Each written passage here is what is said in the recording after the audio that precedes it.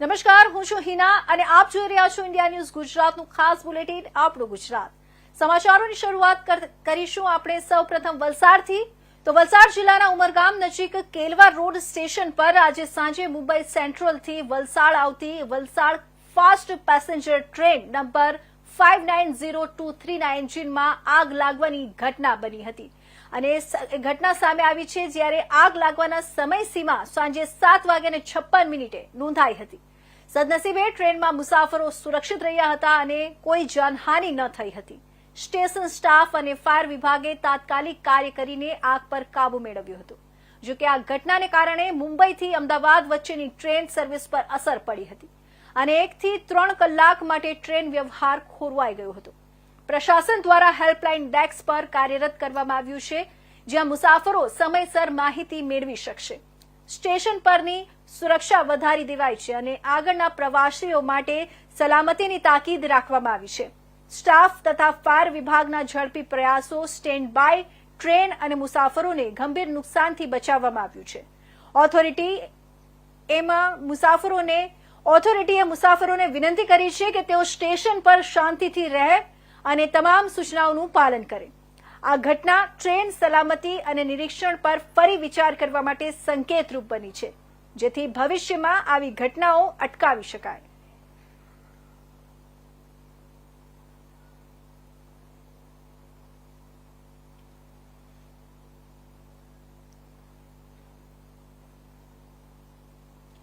હવે વાત કરીશું વડોદરાની. તો વડોદરા શહેરના મરીમાતા ખાંચામાં રાવપુરી પોલીસે કોપીરાઇટના મામલે ધડાકેબાજ કાર્યવાહી કરી છે.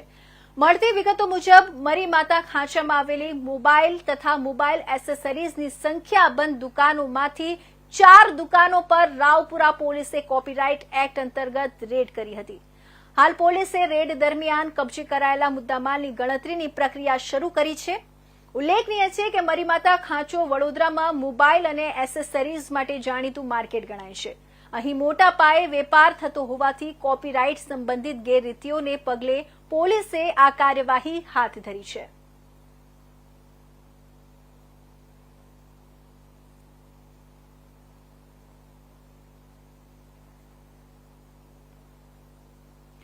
સમાચારમાં આગળ વાત વડોદરાની જ કરવામાં આવે ત્યાં વડોદરાના અમૃતનગરમાં આકાશ બુધેલા છેલ્લા કેટલાય સમયથી ગેરકાયદે નશીલા પદાર્થો નશીલા દ્રવ્યો ગાંજાનો ધંધો કરતો હતો, જે અંગેની બાતમી એસઓજી પોલીસને મળતા એસઓજીની ટીમે આજે ઉપરોક્ત સ્થળે આકાશ બુધેલાના ઘરે રેડ પાડી હતી. આ રેડ દરમિયાન તેના ઘરમાં તલાશી લેતા ઘરમાંથી 1.600 કિલોગ્રામ ગાંજાનો જથ્થો મળી આવ્યો હતો, જે પોલીસે કબજે કરીને આરોપી આકાશ બુધેલાની અટકાયત કરી હતી. જો કે પોલીસની રેડને કારણે મહિલાના લોકોમાં ચર્ચાનો વિષય બન્યો હતો. જો કે આકાશ બુધેલા પોલીસની સામે આક્ષેપો કરતા જણાવ્યું હતું કે સામે દારૂનો ધંધો થાય છે તેને કેમ નથી પકડતા, તેમ જણાવી ઘર્ષણ પર ઉતરી આવ્યો હતો.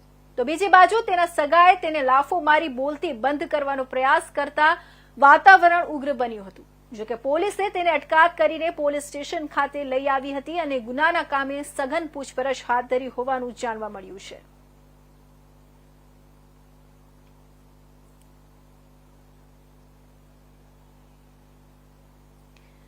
વાત કરીએ વલસાડની. વલસાડ શહેરમાં ગઈકાલે મધરાત્રે એક ચોંકાવનારી તસ્કરીની ઘટના સામે આવી છે.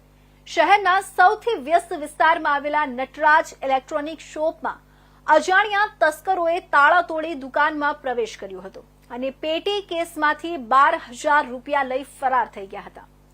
માહિતી મુજબ ઘટના જૂની જીબી ઓફિસ સામે એપીએમસી માર્કેટ તરફ જવાના માર્ગ પર બની હતી, જે વિસ્તાર સામાન્ય રીતે મધરાત પછી પણ સતત અવરજવર માટે ઓળખાય છે.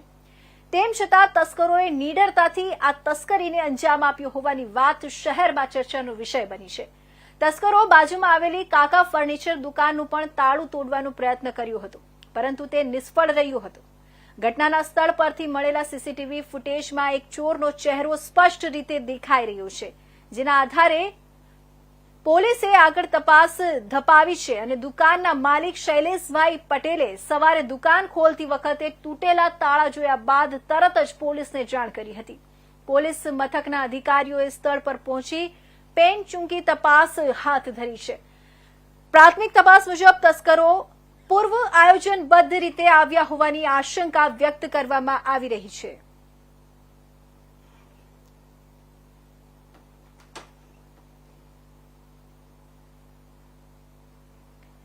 તો હવે આપણે વાત કરીશું સુરતની. તો સુરતના સચિન વિસ્તારમાં શિક્ષણ વિભાગની કડકાઈની બેદરકારીએ શિક્ષણ જગતમાં ભ્રષ્ટાચારના આક્ષેપો વેગ લઈ લીધા છે.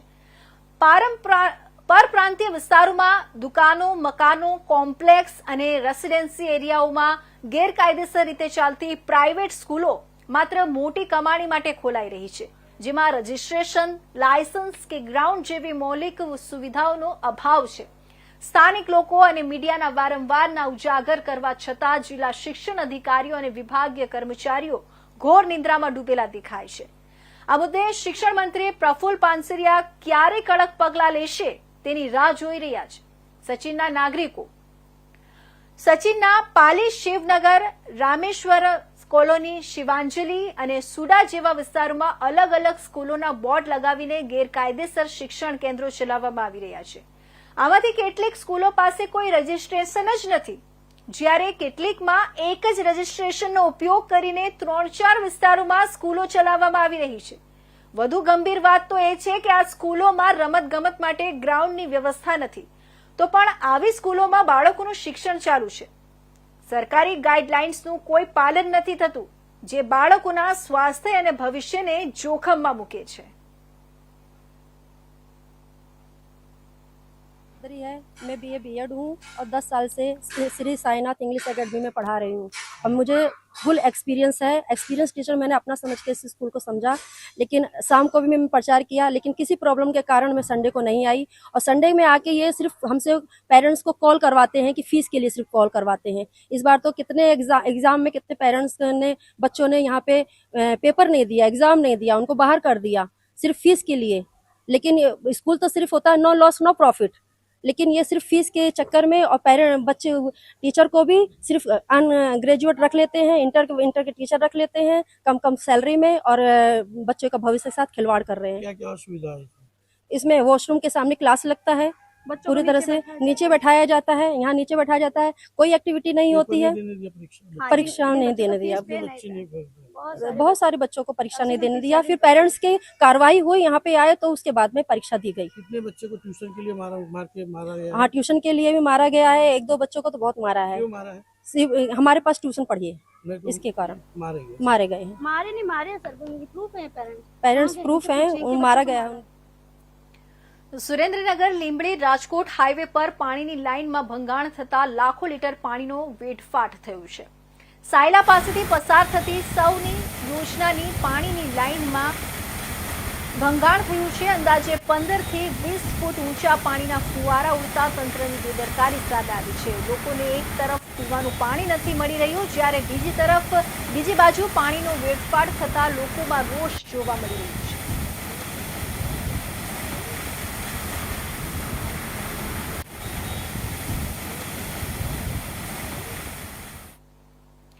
તો અરવલ્લી મોડાસા હિંમતનગર હાઈવે પર અકસ્માત સર્જાયો છે. ખરાબ રસ્તો ટાળવા અર્ટિગા રોંગ સાઈડ પર જતા અકસ્માત થયો હતો. રોંગ સાઈડ જતા સામે આવતી ઇકો સાથે અથડાઈ હતી અને અકસ્માતને પગલે ઘટના સ્થળે લોકોના ટોળા ઉમટી પડ્યા હતા. અકસ્માત પછી અર્ટિગા સવાર લોકો ફરાર થઈ ગયા હતા. ખરાબ રસ્તાના કારણે જનતાનો તંત્રની સામે આક્રોશ જોવા મળ્યો હતો.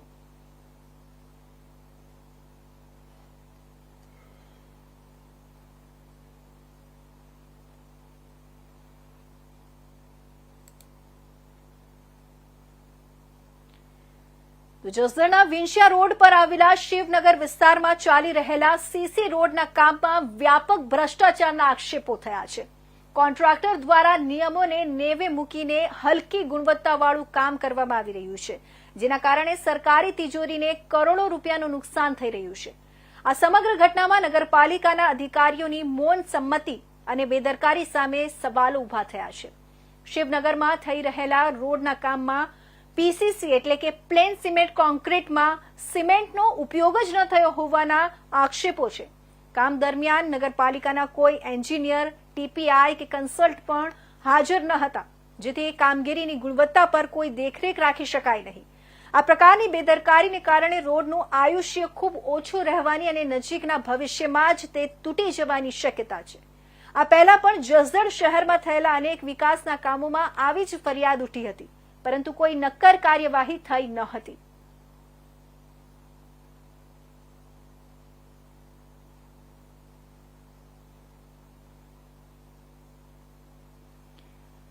શિક્ષણનું પવિત્ર ધામ ગણાતી શાળાઓમાં બાળકોને જ્ઞાન આપવાને બદલે તેમની પાસે સફાઈ કામગીરી કરાવવાનો એક ચોંકાવનારો કિસ્સો સામે આવ્યો છે.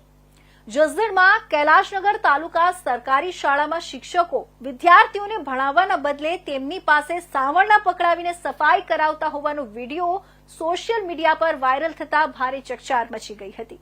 આ ઘટનાને કારણે શિક્ષણ જગતમાં વિવાદ ઉભો થયો હતો અને વાલીઓમાં ભારે રોષ જોવા મળી રહ્યો હતો. વાયરલ થયેલા વિડીયોમાં સ્પષ્ટપણે જોઈ શકાય છે કે શાળાના વર્ગખંડમાં વિદ્યાર્થીઓ પાઠ્યપુસ્તકોને બદલે હાથમાં સાવરણા લઈને સફાઈ કરી રહ્યા હતા. આ ઘટના અભ્યાસના સમય દરમિયાન જ બની હોવાનું જાણવા મળ્યું હતું, જે શિક્ષણના મૂળભૂત હેતુ પર સવાલ ઉઠાવે છે. નિયમો અનુસાર શાળામાં સફાઈ માટે સ્ટાફની વ્યવસ્થા હોય છે, છતાં બાળકો પાસે આ પ્રકારનું કામ કરાવવું એ કાયદાનું ઉલ્લંઘન છે.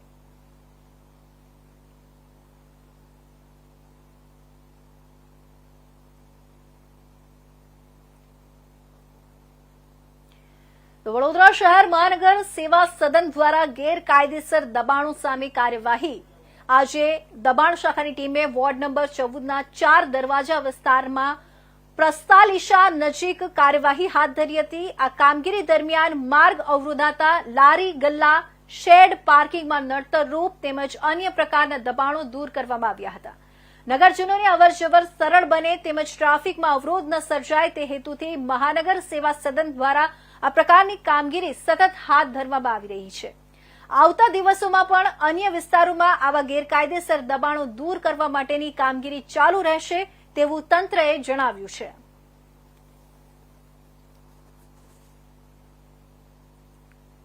નંબર 14 માં સમાવેશ વિસ્તાર 4 દરવાજા વિસ્તાર લહેરીપુરા ગેટથી લઈ માંડવી ગેટથી ગાંધી ગેટ તરફ અત્યારે હાલ એન્ક્રોચમેન્ટની ડ્રાઈવ ચાલુ છે. ટ્રાફિકને નડતરરૂપ દબાણો દૂર કરવાની કાર્યવાહી ચાલુ છે. તો દેશભરમાં સ્વદેશી ઉત્પાદનોને પ્રોત્સાહન મળે અને લોકો વોકલ ફોર લોકલનો સંદેશ સ્વીકારી આત્મનિર્ભર ભારત નિર્માણમાં ભાગીદાર બને તે હેતુથી કેન્દ્ર સરકાર દ્વારા હર ઘર સ્વદેશી અભિયાન શરૂ કરવામાં આવ્યું છે. આ અભિયાનને સુચારુ રીતે અમલમાં મૂકવાની રાષ્ટ્રીય સ્તરે જવાબદારી વલસાડના સાંસદ ધવલ પટેલને સોંપવામાં આવી છે. આજે મોદી સાહેબે ધાર જિલ્લામાં મધ્યપ્રદેશની અંદર આપણા હર ઘર સ્વદેશી અભિયાનનું પણ લોન્ચિંગ કર્યું છે, જેમાં 2 મહિના આ પ્રોગ્રામ ચાલવાનો છે અને સ્વદેશી આપણે પ્રોડક્ટ યુઝ કરી જેનાથી આપણે ભારત દેશના પૈસા ભારતમાં જ રહીને આપણી ભારતની product made in India product કઈ રીતના આપણે વધારો કરી શકીએ એના માટે પૂરો પ્રયત્ન કરી રહ્યા છે. અને આ અભિયાનમાં મને રાષ્ટ્રીય ટીમમાં પણ નિયુક્તિ કરી છે, તો હું નોર્થ ઇસ્ટની જિમ્મેદારી સંભાળવાનું છે. તો કાલથી નોર્થ ઇસ્ટના પ્રવાસમાં જઈને સ્વદેશીમાં કઈ રીતના ભાર આપી શકીએ અને સ્વદેશી કઈ રીતના ઉપયોગ વધારી શકીએ એના માટે. તો વલસાડ સિવિલ હોસ્પિટલના GMERS ઓડિટોરિયમ હોલ ખાતે બુધવાર બપોરે 12:30 કલાકે રાજ્યના નાણામંત્રી કનુ દેસાઈની ઉપસ્થિતિમાં સ્વસ્થ નારી સશક્ત પરિવાર અભિયાનનું ભવ્ય શુભારંભ કરવામાં આવ્યો હતો. આ પ્રસંગે ખાસ હાજરી તરીકે વલસાડ દંડક સાંસદ ધવલ પટેલ અને વલસાડના ધારાસભ્ય ભરત પટેલ ઉપસ્થિત રહ્યા હતા. કાર્યક્રમમાં મોટી સંખ્યામાં મહિલાઓ, વરિષ્ઠ નાગરિકો, તબીબી અધિકારીઓ, સામાજિક કાર્યકરો તથા સામાન્ય નાગરિકો હાજર રહ્યા હતા. નાણામંત્રીએ પોતાના સંબોધનમાં જણાવ્યું કે કોઈપણ સમાજ અને રાષ્ટ્રના વિકાસ માટે મહિલાઓનું સ્વાસ્થ્ય અત્યંત મહત્વપૂર્ણ છે. સ્વસ્થ નારી માત્ર પોતાના માટે જ નહીં પરંતુ સમગ્ર પરિવાર માટે શક્તિનું કેન્દ્ર બની છે. આ અભિયાનનો હેતુ મહિલાઓમાં આરોગ્ય જાગૃતિ વધારવાનો, પ્રાથમિક આરોગ્ય સેવાઓ સાથે જોડવાનો તથા પોષણ ચકાસણી, માતૃત્વ આરોગ્ય અને કિશોરી કાળજી પર વિશેષ ભાર મૂકવાનું છે. કાર્યક્રમ દરમિયાન આરોગ્ય વિભાગ દ્વારા આપવામાં આવેલી માહિતી મુજબ રાજ્યમાં આયુષ્માન કાર્ડ વિતરણ કાર્યમાં મહત્વપૂર્ણ પ્રગતિ નોંધાઈ છે. કુલ 10 લાખ આયુષ્માન કાર્ડના લક્ષ્યાંક સામે અત્યાર સુધીમાં 9 લાખથી વધુ કાર્ડ આપવામાં આવ્યા છે. ખાસ કરીને 70 વર્ષથી વધુ ઉંમરના વયોવૃદ્ધ નાગરિકોને આવકના દાખલા વગર મફત આયુષ્માન કાર્ડ આપવામાં આવ્યા છે, જેથી તેઓ આરોગ્ય ખર્ચની ચિંતા વિના સારવાર મેળવી શકે.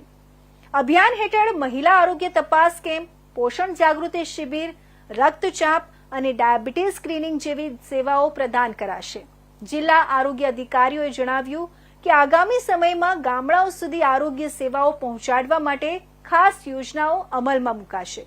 કાર્યક્રમના અંતે નાણામંત્રીએ સૌને સંકલ્પ અપાવ્યો કે રાજ્યમાં કોઈ મહિલા આરોગ્ય સેવાઓથી વંચિત ન રહે એ માટે સામૂહિક પ્રયાસો થવા જોઈએ.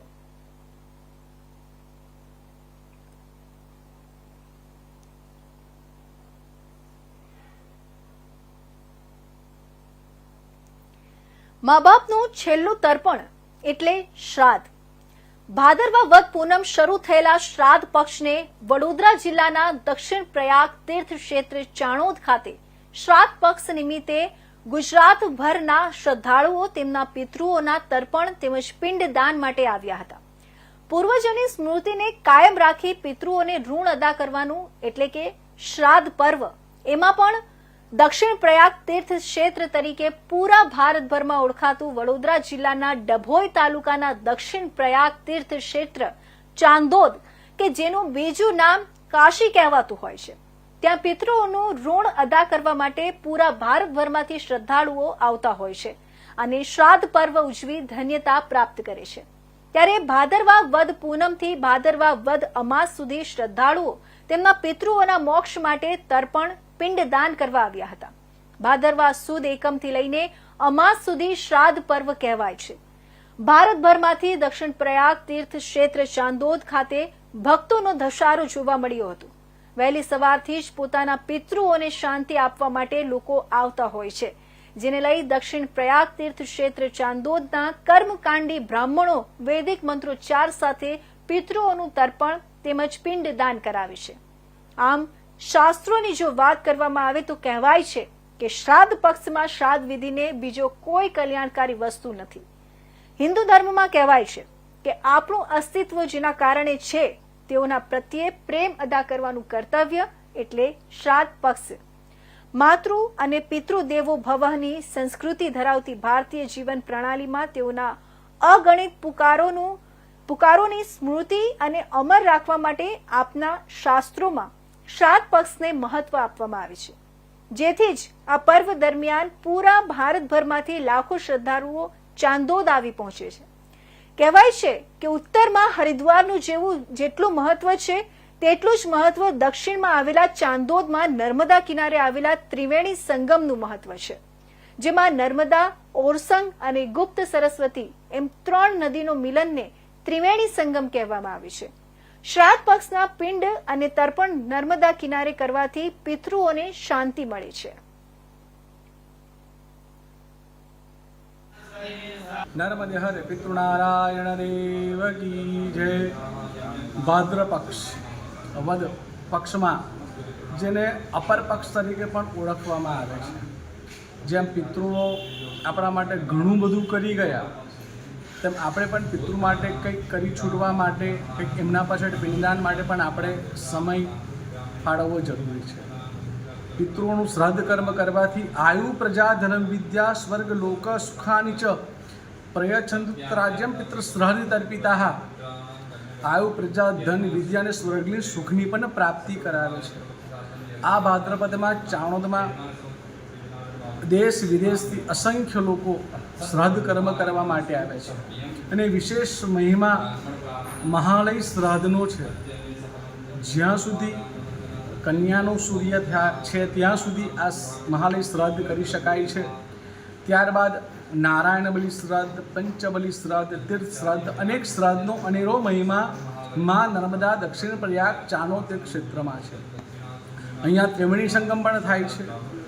અહીંયા દેશ વિદેશથી લોકો શ્રાદ્ધ કરવા માટે પધારે છે.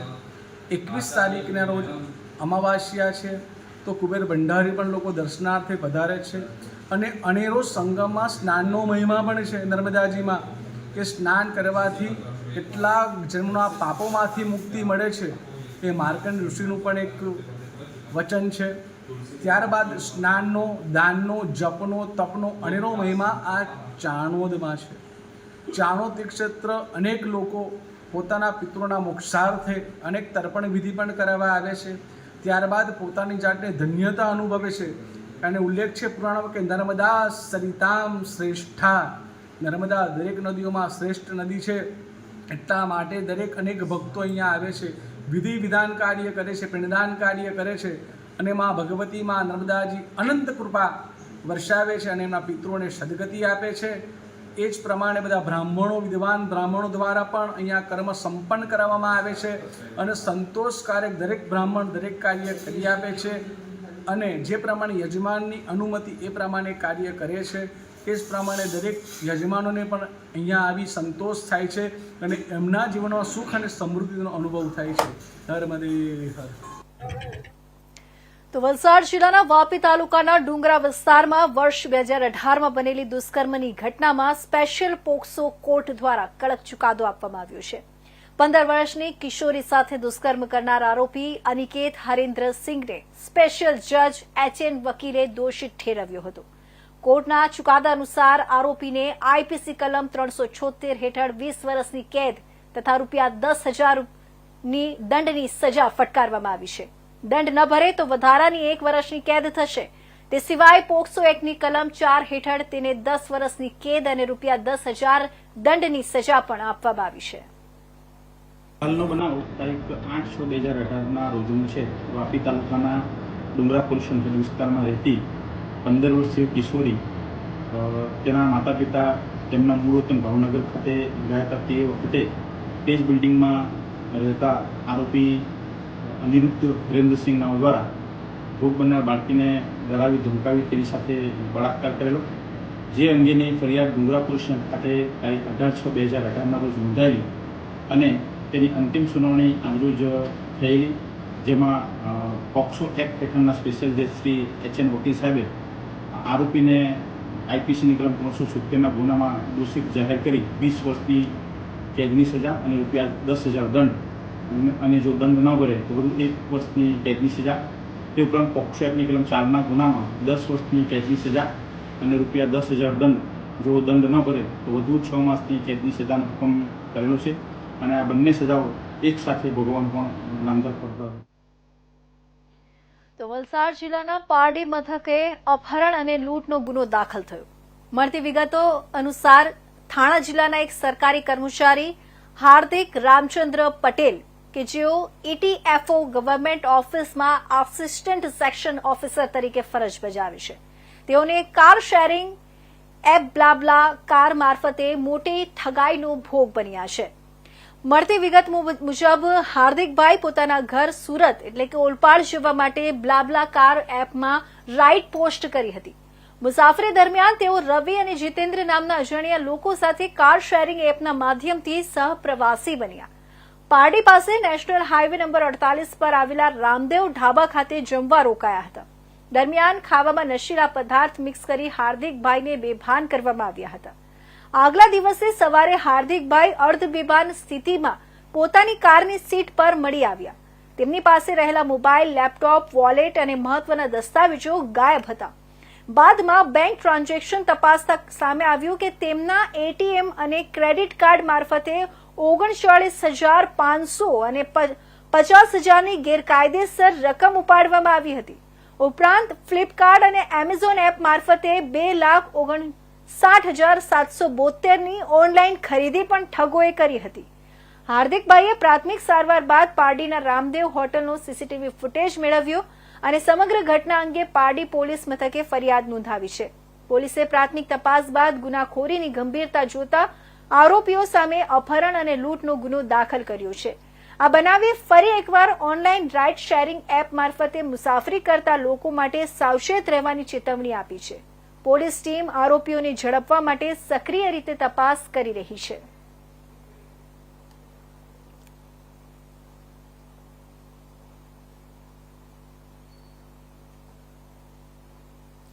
તો લોકસભા વિરોધ પક્ષ નેતા રાહુલ ગાંધી જૂનાગઢ આવવાનો કાર્યક્રમ કેન્સલ થયો. કોઈ કારણોસર કાર્યક્રમ કેન્સલ થયો. રાહુલ ગાંધી 1 વાગે કેશોદ એરપોર્ટ આવવાના હતા. કોંગ્રેસ શિબિરમાં હાજરી આપવાના હતા.